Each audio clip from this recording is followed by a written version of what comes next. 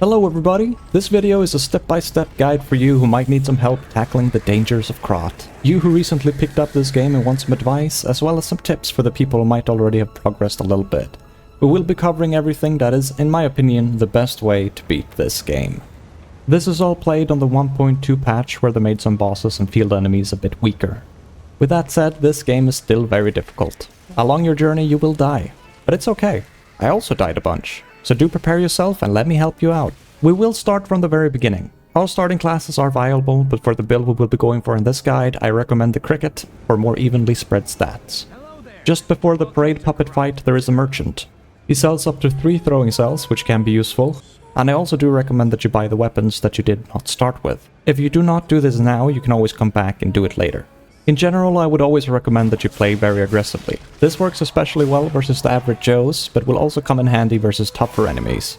Do always take your time and fully explore each level, as all loot you find will be useful in some or other way.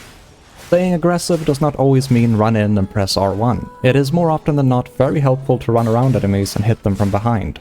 Our first weapon that we will use back and forth for some time is the electric coil. Make sure to buy it from the merchant inside the house, as it will be a lot stronger than any weapon we currently have available. This weapon has split physical and electric damage, and is the best weapon type versus puppets. It also comes with 2 very strong Fable Arts. One makes us deal even more electric damage, while the other is a very powerful overhead slam that very easily staggers enemies. Make sure to upgrade it whenever you can, and I also highly recommend putting all your levels into Vitality until you reach 20. Damage will not be an issue for a while, so do not worry. Before every boss there will be a blue brazier where you can spend a star fragment to get a spectre to help you in the fight. Feel free to use this help if you need it, but I do strongly recommend that you try fighting the boss alone a couple of times first. The game naturally tells us that deflecting and blocking is the way to go for combat. While both are very good options, do not forget about dodging. Finding a good rhythm to use all your tools available will make things easier for you. When the enemy life bar flashes white, it is easy to get excited to find a quick stagger. Do make sure that you find an opening where the enemy is not all over you while you charge your strong attack though. While enemies are staggered, you don't have to go for the visceral attack immediately. You can more often than not get a few hits in before you line yourself up for that big hit. At this point you might think that it'd be a good idea to get some more damage. While damage is never bad, I'd suggest that you hit that 20 vitality. Keep your capacity so you're not slightly heavy and get some more stamina. With our first 2 quartz we go for the Link dodge upgrade. Here we'll get the enhanced fatal attack damage as well as the increased ergo upon defeating enemies, to squeeze in some extra levels. While on your way to Venigni Works, make sure to pick up the phone and answer Arlecchino's riddle. Whether you answer this right or wrong, you will still get a Trinity key. After activating the Stargazer, head up the stairs, go into the workshop and drop down. Open up the shortcut back, defeat the enemies and open the safe for the Salamander Dagger. This will be the second weapon that we will be using, but stick with the electric coil for now. The first tough enemy you'll encounter here is the Double Shield Bro. My best tip to deal with him is to block his push and run behind him. Charge up a heavy and then rinse and repeat this process until he's taken out. Running past the Fox and Cat Stalkers, we get to a room with a couple of puppets. Deal with them and keep going until you reach a shortcut ladder that would lead to the Double Shield Bro. Hold a right on your way back and you reach a Trinity door. Head inside and grab a quartz as well as some swagger attire. Holding a right through some pipes leads us to a blasting alarm. Open up the door first thing you do, as there will be a fire spade puppet hot on your tail. I like to lead them out for a better place to fight. If you do not manage to do so, your best shot is to dodge behind him as he comes swinging with his rush attack. Attacking him from behind with your Fable Art activated is a very reliable way to take these guys out. After he's taken care of, make sure to come back and pull the lever. This will remove all the acid from the area where the Puppet of the Future is patrolling. Before tackling him, there's one more thing we want to do. Go into the small workshop room and deal with the 2 puppets who drop down. As always, make sure to double check if enemies drop something, as it will almost always be something useful. Drop or climb down and engage the survivor. When battling stalker type enemies, the best way to fight is to strafe or run around them and look for a backstab. Holding block and slowly going left or right as they come swinging, or just dodge behind works just as well. With some practice, this will trivialize these engagements. Once he's dealt with, the door will open. This leads us to the area where the ball of flame comes rushing down. Turn around and take the ladder down to the Puppet of the Future. This boss looks big and scary, but is not that bad to deal with. Make sure to buff your weapon up with the Fable Art for more damage. I recommend to not try to block or deflect here, simply dodge when he stumps his foot or run away when he starts spinning. Getting hit does hurt quite a bit, but just take your time and it will go down. This nets us our second quartz. Make sure to loot all the items down here and pick up the Booster Glaive. This is a very strong and cool weapon that I myself used for the most part of my first playthrough. Do take your time to always try out new weapons and play around with different handles. We will, however, stick with electric coil for now. Make sure to upgrade it to +3 and put in your quartz upgrades. This time we'll get the increased pulse cells, together with the enhanced charge attack stagger, as well as the throwing object possession limit. When leveling up, we want to reach 15 vigor for more stamina, and finally put some levels into damage. Put all remaining levels into advance. Before moving forward in Venigni Works, we'll equip some items. Have the attribute Purification Ampule available and equip all your throwing items besides Thermite on your belt. There will be another Fire Spade puppet in your way, but just as before, we'll circle around and hit him hard from behind. He drops a very useful converter for the upcoming boss. Make sure to equip it, talk to Venigni and activate the Stargazer. There are some enemies and loot on the upper path, so make sure to clear everything. And if you can level up, keep pumping advance. King's Flame Fuko is our next boss. As always, make sure to buff your weapon with the Fable Art. While Captain Obvious says deflect everything as a mage, experiment with dodging and running away from his hard-hitting slam downs. Same goes for when he starts charging. Works like a charm. With the Fable Art activated, our damage will be looking very good. As soon as he gets around half health, he'll open his fiery tummy and there will be fire everywhere. Make sure to run away before this happens so you don't get overheated. Worst case scenario, you can always pop an ampule to remove it. At this point, you'll want to throw everything you got at him. Keep your distance and keep tossing those throwables. If he jumps around and shoots flame at you, just dodge away until he stays still. As you'll quickly notice, these items deal a ton of damage. If everything went accordingly to plan, that should be Fuko taken care of. As a rule of thumb, do not use a Spectre or toss throwable items if you don't know what the boss does. Go in a couple of times, get a feel and rhythm for the fight so you can find your openings. We get an item from him that lets us craft the Flameburst Legion arm. For this build, we will upgrade it once and equip it. Talk to Pulcinella and buy the reinforced liner that is good versus slash damage. He also sells cranks. In comparison to others, the advanced crank does not ruin the scaling of other stats. It only bumps up the advanced scaling. At this point, the crank will not do a lot, but you can put it on the electric hole if you want to. We will get another one soon enough. Before leaving the hotel, we want to upgrade the Salamander Dagger to +3 as well as to level up some vigor. We're now aiming for 25, which will be our stopping point. As you can see, the Flamebird does not deal that much damage versus puppets in comparison to the electric coil. If you did not grow tired of them already, there is another Fire Spade puppet in our way. But with everything I've previously said, this should not be much of an issue. However, sometimes things just does not go the way you want them to, and even the terrain can stop you from getting that sweet visceral. Just keep at it and you'll get there. When you're finally done with this BS, we get the Carrier's Amulet, which will come in handy. After battling through some puppets in Moonlight Town, you'll come to a bridge. You do want to drop down here, as there will be 2 butterflies that we want to dispose of for some upgrade mats. They clear off the fire barrels though, so we don't get any unfortunate incidents. At the end of the town, we'll meet another stalker called the Atoned. Since we did beat the survivor over at Venigni Works, we got the stalker's greeting, so we can pass through here without any trouble. If you do, however, want her mask for that precious platinum, you should do nothing and you'll fight her. Make sure to have the Salamander Dagger equipped and do the regular dance of backstabs to take her out and get the hideous dog mask. After taking the rail cart, we can head back to the hotel, upgrade our dagger and get closer to 25 vitality. For now, we will only be encountering zombie-type enemies. You will notice that the dagger and Flamebird makes quick work of them as they are weak to fire damage. On the way to the cathedral, we will encounter a bigger zombie. You can deal with these guys rather easily by keeping your distance, throwing thermite and using your Flamebird. If possible though, do save up as much thermite as possible for the boss of this area. These guys hit very fast, but double dodging back will always keep you out of harm's way. After progressing a bit, we'll get to these thin planks where we need to catwalk past. There is of course some baddies in our way that will throw shit at us. The first one is difficult to hit with a thermite. What I like doing is waiting for 1 toss of sludge and then sprint over and jump across. They will always die from 1 thermite, but also go down from just a couple of hits if you get close. If you're worried about the second one, you can hit it from a distance. Dispose of the average zombie and smoothly get to safety. Shortly after, we'll get to a room with electric boulders rolling down. Sprint up and hold to your right and you should be fine without getting hit. There is a ladder here that takes us to another Trinity door after avoiding the rolling boulder. We do not have a key for this yet, so do take note of this area. I do however not recommend you to use your upcoming keys on this door, as it is the only Trinity door that does not have a quartz for us. Stay on the only path forward, jump across the platform and drop the fire to remove the acid on the ground floor. Make sure that you pull the lever to activate the lift. Run straight across to another ladder where there will be another zombie lying in wait, protecting an upgrade mat for our weapon. Head back to the rotating wheel and follow it until you reach the other side. There is a weapon hidden here, the Blind Man's double-sided spear. Pick it up and start dropping down. Once you reach the bottom, take the lift back up. Along the way there is a platform we can roll over to. Take care of the zombies and get the Legion plug. We'll yet again drop back down, this time taking the now revealed staircase down to a hidden door. In here we find a cryptic vessel that we can hand over to Venini later. Now to put this first section behind us, take the lift all the way up and progress through the door. A big baddie will drop down through the ceiling. This guy might look terrifying at first glance, but don't worry. Buff up your weapon with the Fable Art and run behind him. This guy likes putting up his arm as a shield, but he can't do much at all if we stick behind him. Even if we get hit during it all, we will be fine as long as we keep slashing him in the back. With a quartz as a reward, the door will open up. Before taking the elevator down to our next area, don't forget to open the chest containing the Krot supply box. In the next area there will be lots of traps. Watch out for these on the ground. Dispose of all the zombies and drop down through one of the holes. Kill the butterfly for our second advance crank and loot the chest for a Legion caliber. Our last tough foe here will be another one of those big and fast hitting zombies. Last time around we dealt with this enemy from range with thermite. I'm gonna start sounding like a broken record, but it is also a very good strategy to hit him hard from behind. If he calms down for a bit, you can always burn him with the flame birch.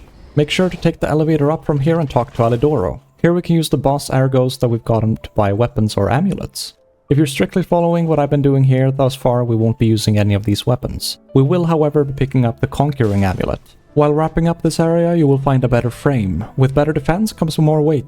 Make sure to find a good balance of which amulets you use to put you just below that slightly heavy weight. There's some prep to do before we fight the boss. Remove the poison and open up the shortcut. Head back to the hotel and have Venini decipher the cryptic message we've picked up. This takes us back to Elysium Boulevard. Take the elevator down from the house and go to where you fought the Mad Donkey.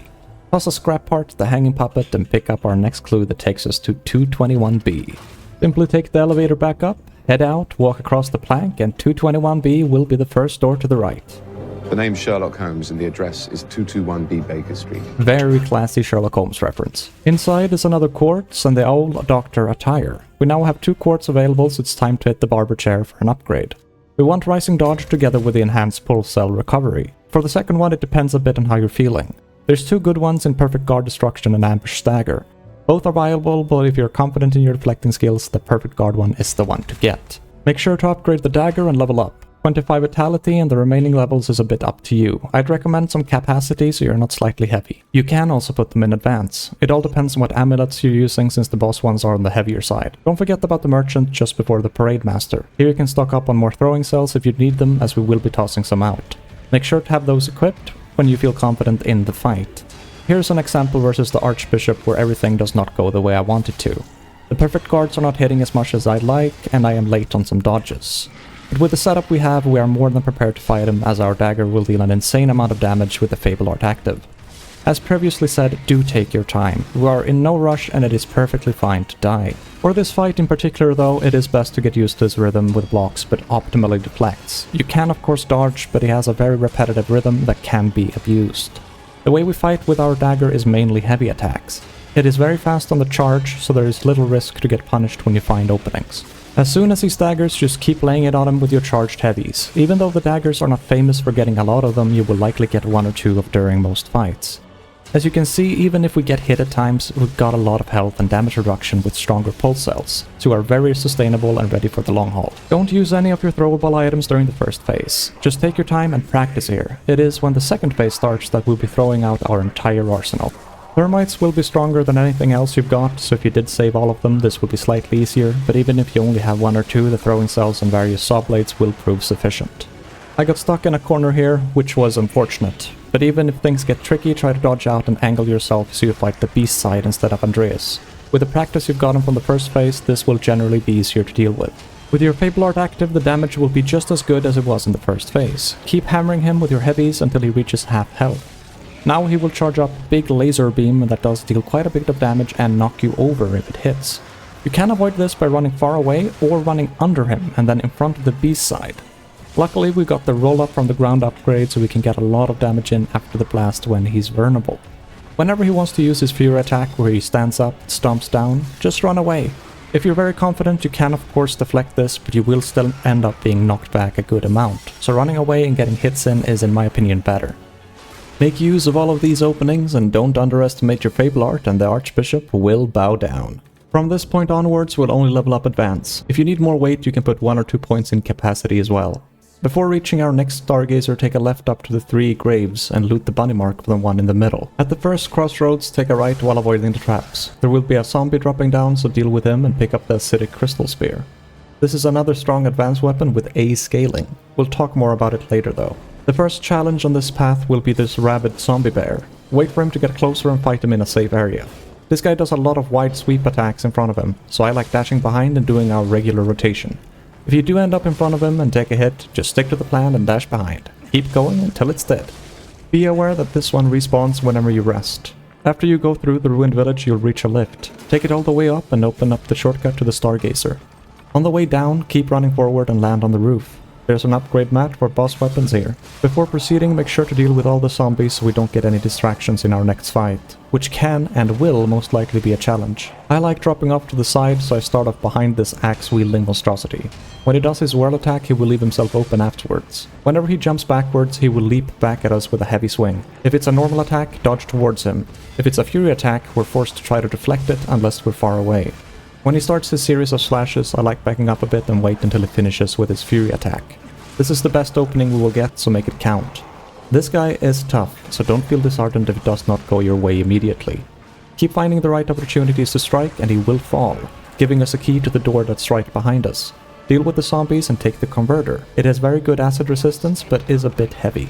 After crossing the bridge, there is one more brute to deal with. This thing likes charging at you without remorse. Try to circle around and get him to charge into the wall, stunning himself briefly but for a long enough time for our buffed up dagger to take him out. Hard to not love those exploding corpses. After reaching the Malum district, we'll once again meet up with the cat and fox. We might as well bring them with us for the first part of the area, even though they're just using us for their own gain. Slay the zombies and dogs in your way and make sure to climb the ladder up for a upgrade mat. In the next room is a new enemy type. They take some time before they engage, so run up and get all the damage in that you can. In comparison to most enemies, it is fairly easy to read, so use whatever way of avoiding damage that you prefer. Take your time here and loot everything as always.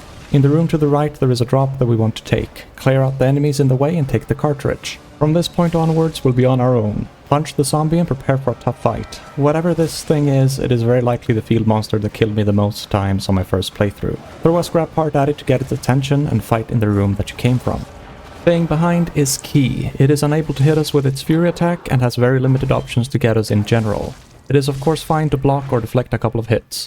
When it's around half health it starts running rampant. Dodge away and wait for it to stand still, leaving itself open for a couple of hits. If you're unable to be behind the fury attack, you can also run away from it. It has a very strange timing to it, so I'd avoid trying to deflect. Our reward is the Patience Amulet. Hands down one of the better ones, as better stamina regen is always useful. I recommend putting it on right away. For this next part, check your inventory for throwable items. Throw whatever you got at the sludge casting enemies above to take them out. There is lots of goodies to get here, most importantly the quartz. Climb up the ladder and prepare for a butterfly. There are some holes hidden around here.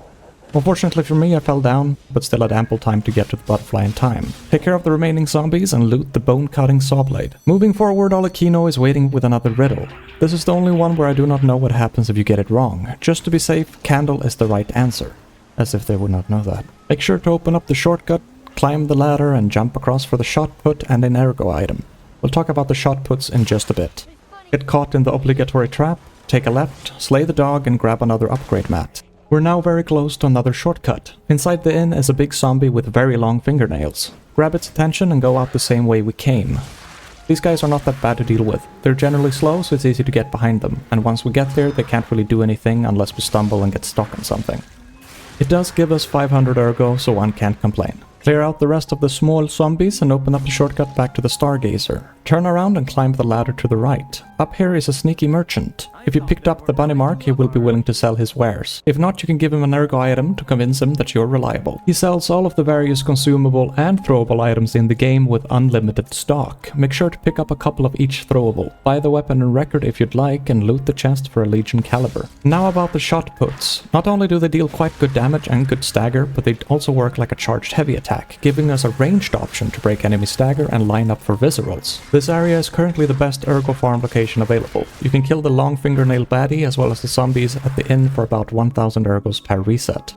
Up next is a boss fight, so make sure to upgrade your weapon. The dagger will be the strongest option available, since we cannot upgrade the rest to the same level. I do play the fight with the acid spear, but again, I'd recommend the dagger. As for the acidic crystal spear, it only has thrust attacks. I personally do not enjoy the moveset as much as the other weapons we've been using, but it is still a very strong weapon. When acid procs, it deals damage over time, but it also helps with shattering enemies' weapons. We can put this on the blind man's handle, as it has a very unique heavy attack. On the handle is a shield that we slam down with heavies. It is possible to use this attack to deflect and block attacks while still maintaining that pokey R1. We currently only have 1 quartz. Even though we can't activate the add amulet slot, we can still get the bonus from the single quartz input. We will get the reduced stamina from dashing. As for prep, we will equip all of our throwables on our belt before the fight. We get there by going up the staircase past the enemies at the inn. The Black Rabbit Gang is a tough fight. Take your time versus the main Elder boss in the start to get used to this moveset. I cannot stress this enough. You will quickly notice that he swings his gigantic sword relentlessly. At 3 different occasions, one of his siblings will drop down and help him. This feels scary, but they don't have nearly as much power as their older brother. Simply blocking and dashing behind for backstabs will usually be enough. Just watch out for Big Bro as he comes swinging. Try your best to isolate the siblings as they come trickling down and look for backstabs. It is of course possible to use some of your throwable items. You can try to just burst your way through this by throwing everything you've got at the Elder. This works fantastically if you got a Spectre in here. But if not, it is risky since the youngsters will keep dropping down. I prefer to take them out as they come and throw some at the Elder when I got some distance. At this point I felt confident in my deflects, so I decided to try and break his weapon, and it worked out beautifully. He will deal less damage and have lower range, but will still pose a threat. I had a lot of throwables left in the tank, so when the last brother dropped in, I just started giving it to him. The shot puts also interrupt them, making it very easy to chain it into quick melee attacks. The poor Elder did not stand much of a chance in the end, with saw blades cutting through his body.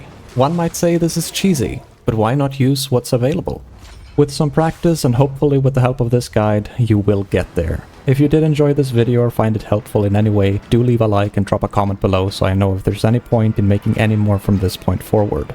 There is of course plenty of dangers left in Krat, and I do sincerely hope that this video made it possible for you to enjoy this game as much as I have. Thank you so much for watching, and I'll see you all in the next one.